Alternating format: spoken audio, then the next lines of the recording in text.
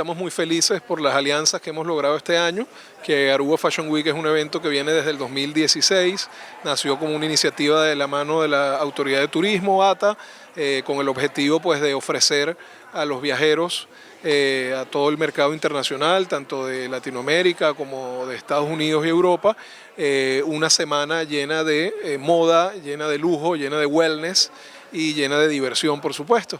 Y pues hemos ido desde el inicio del evento hasta ahora increciendo cada vez con unas producciones más grandes, cada vez con unos aliados, unos mejores aliados, y estamos muy contentos de que este año se realice aquí, en este hotel, como lo ven, pues hotel de ultralujo nuevo, que es Joya Aruba by Iberostar, donde estaremos ofreciendo estos 4 días de experiencia desde el 11 al 14 de diciembre.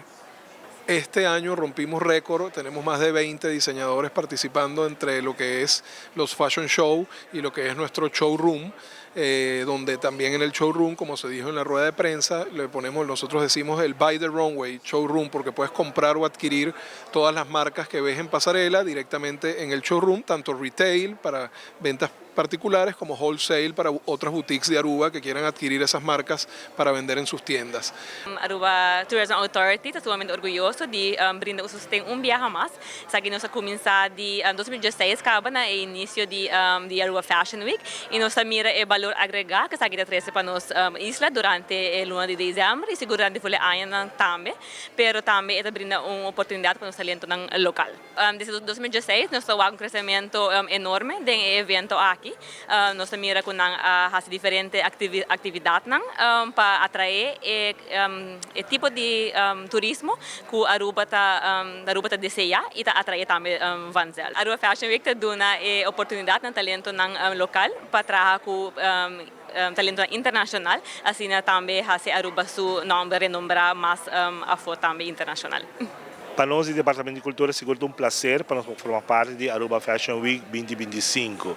Sabe que é uma forma onde nós está pondo tarima internacional para os talentos local, desenhador, modelo e toda gente que está trabalhando no mundo de indústria criativa.